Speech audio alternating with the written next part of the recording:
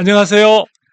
우리가 이제 전번 시간에는 제가 서울과 수도권 그리고 전국에 있어서의 부동산 시장의 매매와 그다음에 전월세의 임대차 시장 그런 부분의 가격 동향 그리고 말미에는 제가 거래량까지 거래량 움직임 자체가 우리가 유의해 볼 수 있는 그런 모습들을 보여주고 있기 때문에 그런 부분을 말씀을 드렸습니다.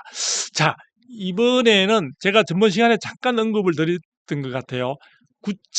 9월 7일 날 발표된 정부의 주택 공급 대책 그 부분에 대해서 한번 짚어드린다고 했는데 아주 큰 디테일한 부분이 아니라 하더라도 이 97 대책을 갖다 언급을 해본다면 전 제목을 97 주택 공급 확대 대책은 속빈 강정이라는 제가 제목을 한번 달아봤습니다. 물론 정책 당국은 정말 고생해서 그 대책들을 만들었을 겁니다. 거의 4, 50페이지가 넘는 그런 대책들을 만드는 과정에서 공무원분들의 수고는 굉장히 크을 것으로 보여집니다만, 실제 현장에서는 야, 이거 현실감이 떨어지는 게 아니냐, 알맹이가 없다, 이런 이야기들이 이미 많이 나오고 있고, 그런 부분들이 최근에 시장에 있어서의 가격 흐름이나 가격 반응에서 우리가 충분히 대책 부분에 대한 시장에서는 어떻게 판단하고 있고 어떻게 그 부분에 대응하고 있는 것인가를 갖다가 충분히 알 수 있는 그런 분위기를 우리가 확인할 수가 있을 것 같아요. 그래서 오히려 평가들 가운데는 97 대책 자체가 안에 공공 위주로 정말 시장에서 원하지 않고 시장에서는 별로 반가워하지 않는 공공 주도로 또 공공 임대 중심의 그러한 제한적인 수요자가 있는 시장을 그런 부분을 공급을 쪽에 주택을 공급하겠다고 하니까 이런 부분들은 오히려 전체적인 부동산 시장에서는 민간 쪽에서 그 하는 재건축이나 재개발 이런 시장들 그리고 기존에 있는 주택들 우리가 구축이라고 표현하기도 하는데요. 기존 주택들 부분에 있어서의 본격적인 가격 상승에 빌미를 준 것 같다라는 평가도 굉장히 냉정하지만 있는 것 같고요. 그리고 결국은 이러한 97 대책은 내용을 보게 되면 그런 내용밖에 없고 그 말미에 보게 되면요. 저도 또 기회가 되면 한번 말씀을 드리겠습니다만 오히려 시장을 통제하기 위한 부동산 시장 관리원이라는 자칫하면은 정말 부동산 시장의 빅브라더가 될 수 있는 그런 부분들에 대한 설치 부분에 대해서 상당히 주목할 만한 내용들이 있어가지고 본래 시장에서 원하는 정말 공급 부족에 대한 중장기적인 아니 단기적인 대책부터 뭔가 나오기를 기대했던 많은 분들에게 실망감을 안겨줬다. 그래서 역시 소문난 잔치에는 먹을 것이 없는 게 아니냐라는 그런 평가가 충분히 있을 만하다라는 생각을 해보게 됩니다. 그래서 6.27 대책, 그다음에 9.7 대책 두 개가 나왔죠. 6.27 대책은 그나마 그래도 정부가 출범하자마자 나온 것이고 대출 장벽을 세워가지고 6억 원 한도로 수도권의 경우에서는 6억 원 금액을 갖다가 딱 한정적으로 정해버리고 그 이상의 대출을 허락하지 않는 그런 좀 강력한 것으로서 시장에 주는 임팩트가 대단히 컸다라고 나름대로 평가는 있었는데요. 그 밖에 있어서는 지금 부동산 대책 부분에서 결과적으로 본다면은 체감할 수 있는 그 공급은 여전히 지금 지연되고 있는 상황이다. 그리고 대출 규제를 하다 보니까 사실은 실질적으로 실수요자나 그 다음에 우리가 보통 말하는 서민들 또 뭐 사회초년생, 청년 세대, 신혼부부 이런 분들에게 어떤 주거 안정을 위한 어떤 선택 부분을 굉장히 제약해버린 그런 부분이 있지 않는가. 그래서 그런 분들이 지금 발을 동동 구르면서 여러 가지 어떤 나름대로 대비책을 서두르고 있지만 결과적으로 본다면 굉장히 원망하는 목소리도 지금 조금씩 나오고 있는 그런 것이라고 보고 있습니다. 그래서 오히려 아까 말씀한 대로 내용의 알맹이는 없고 혹시 또 부동산 시장의 그동안의 이 가격이나 이런 부분에서 가격 상승에 오히려 대책 발표 자체가 대책 상승, 저기 가격 상승의 불쏘시개가 됐다는 그런 평가들마저 있는 것 같습니다. 그래서 대책 자체가 하나의 전체 시장의 불안, 그다음에 시한폭탄과 같은 그런 부분의 시장을 건드려 놓은 것과 다름이 없다. 도화선 역할을 했다. 이런 부분들의 평가가 언론에서도 지금 나오고 있는 것 같습니다. 자, 이처럼 공급과 수요의 움직임 자체가 어떤 보면 굉장히 여러 가지 상호 반응도 있고 그다음에 그 시장 참여자들의 움직임 이런 것들에 의해서 서울과 수도권에서는 평가를 하자면은 이제 제대로 지금까지 오른 부분은 말 그대로 이제 준비에 불과했다. 이렇게 이제 본다는 거죠. 그러니까 쉽게 말하면은 새로운 도약을 위한 도움닫기를 지금 시작하는 단계에 불과하다. 그러니까 정부로 봐서는 지금까지 오른 어떤 상승폭만 하더라도 굉장히 시장에 뭐 넘치는 단어들이 이제 신고가라든지 가격 그 갱신 이런 부분들의 표현이 많이 나오고 있는데요.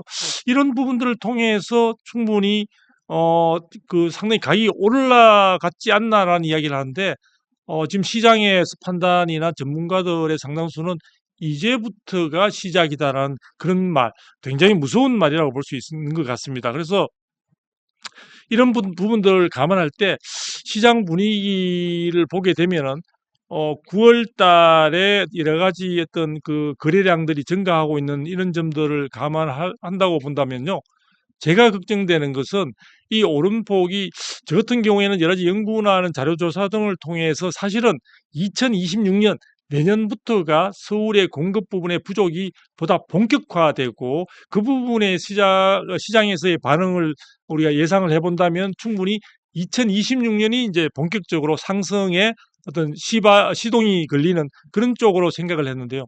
많이 당겨진 것 같고요. 그 부분이 올해 2025년 지금 가을에 들어와서 시작이 되는데 저는 그 본격적인 스타트, 도화선에 불이 확실하게 붙는 것은 결국은 이번에 추석 명절이 지나고 난 뒤부터가 아닐까 이런 생각이 듭니다. 그래서 이번에 추석 명절 동안에 한국부동산원에서의 어떤 뭐 주간 동향 자료도 없는 상태에서 많은 가족들과 친지들이 모여서 향후 부동산 시장에 대한 여러 가지 대응 방안이라든지 그 부분에 대한 어떤 반응의 어떤 자세나 이런 부분들에 대한 입장들을 정리를 하실 것 같은데요. 그 부분에서 그 부분에 대한 여러 가지 결론 부분들이 추석이 지나고 나면 폭발적으로 저는 시장에 나오지 않을까 이렇게 보여지고요. 지금 그런 시장을 또 우리 표현하는 것 중에 하나가 제가 조금 전에도 말씀을 드렸습니다만 신고가, 역대 최고가, 가격 갱신, 뭐 상승 거래 이런 부분들에 대한 그 표현들이 많죠. 심지어는요, 아파트 여러분들이 그 거주하고 생활하시는 아파트 이런 주택 부분에 대한 가격대가 한강변에 있어서는 50억대를 넘어 70억대를 국평 기준 우리가 33평 우리가 기준으로 이해해서 본다면은 뭐 그렇게 지금 70억대를 넘어가는 그런 주택들도 나오고 있고요. 심지어 주택 가격 자체가 200억대를 넘는 그래서 과거에는 빌딩의 어떤 가격 자체가 주택 시장으로 가격대가 들어온 것이 아닌가 이런 생각이 들 정도거든요. 그래서 상승 거래가 지금 거래 현장에서 많이 나타났다고 하는데요. 상승 거래라고 하면은 이제 같은 아파트, 같은 주택형의 1년 이내 직전 거래보다 비싸게 팔린 경우를 의미한다고 합니다. 그래서 상승 거래, 아무래도 뭐 가격 부분에 있어서 호가 부분뿐만 아니라 실제 거래된 경우에 있어서도 상승 거래들이 지금 많이 나타나고 있는 것 같고요. 지금 신고가 부분은 뭐 새롭게 기존의 가격을 갖다 넘어서는 경우를 이야기하게 되는데요. 우리가 이 신고가 부분에 대한 기준점이 돌이켜 본다면요. 2021년 정도의 가장 우리가 뜨거웠던 부동산 시장 시점 그때의 어떤 가격대를 지금 거의 상당수가 지금 넘어서고 있는 그런 양상 그 부분이 서울과 수도권의 주택 가격의 상승 분위기 자체를 잘 대변해 준다고 볼 수가 있는 것 같습니다. 그래서 서울경제신문이 이제 그 부동산 플랫폼이죠. 직방에 의뢰해 가지고 그 아파트 가격 거래 9월 달에죠. 매매 거래를 분석해 보았을 때 상승 거래 비중이 용산구가 75%나 된다고 합니다. 광진구는 60%를 넘어서고 있고요. 성동구나 마포구도 거의 60%에 근접하고 있기 때문에 정말 우리가 많이 이야기한 대로 한강벨트 중심이 전체적인 서울 지역에 있어서는 부동산 가격의 상승 흐름을 이끌고 있다 이렇게 볼 수가 있고요. 제가 자꾸 서울과 한강벨트 중심을 이야기해 드린 이유는 이 한강벨트 중심의 움직임이 서울 전체의 움직임을 끌고 가게 되고요. 서울 전체의 움직임 자체가 수도권을 포함하는 어떤 그런 지역의 움직임을 끌고 가게 되고요. 나아가서는 전국적인 우리나라 부동산 시장의 흐름 자체를 좌우하는 핵심적인 곳이기 때문에 제가 서울 또 한강 벨트 중심 이런 부분들을 강조해서 말씀을 드린다고 볼 수가 있습니다. 그리고 9월 기준으로 해서 서울 평균 전체적인 평균적인 상승 거래 비중은요 46.59%로 나오는데 이 부분 보도 이 숫자 자체가 만만치 않은 어떤 그런 가격 흐름을 보여준다고 볼 수가 있죠. 그래서 수치가 높을수록 가격 상승세가 뚜렷하다고 보고 있는데요. 굉장히 큰 상승 거래 흐름이 굉장히 비중을 크게 차지하고 있다. 이렇게 보여지고요.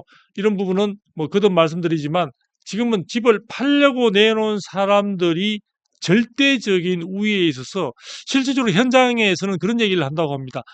협상의 여지를 두고 접근을 하게 되면요. 다음 사람으로 교체를 해달라고 다음 기다리고 있는 대기 매수자 부분을 소개시켜 달라고 당장 집을 팔려고 내놓은 분들이 이야기를 한다고 하니까요. 이 시장 분위기 자체가 참 답답하기도 하고요. 집을 구하려는 분들은 실수요자 같은 경우에는 굉장히 힘든 그런 시기에 진입해 있는 것 같습니다.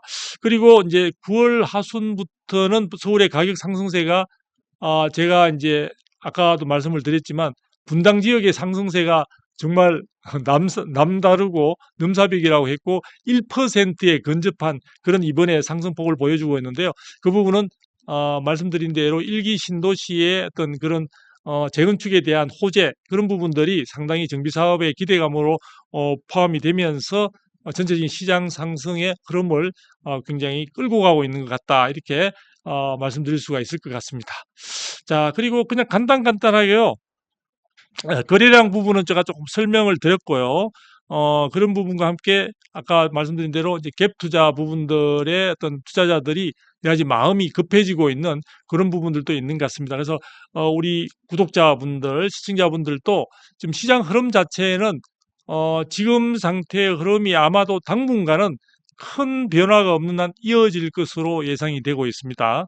되고 있고 다만 그 폭 자체가 더욱더 좀 심화되지 않고 어느 정도의 상승폭을 가져가 주면 제일 좋은데 아마 여러 가지 뭐 지금 상황으로 본다면은 정부가 공급에 대한 정말 시장에서 묻는 질문에 대해서 대답할 수 있는 올바른 대답이 될 수 있는 부분들이 추가적으로 나오지 않는다면 규제 수단만으로는 이러한 흐름의 전체적인 흐름을 깨기는 힘들 것 같다는 생각이 들기 때문에 이런 부분들 그래서 제가 볼 때는 규제가 반복된다고 하더라도 우리가 문재인 정부 시절을 되돌아보게 된다면 그 효과는 오히려 시장을 더욱더 자극시키는 쪽으로 작용을 했던 것이 아닌가.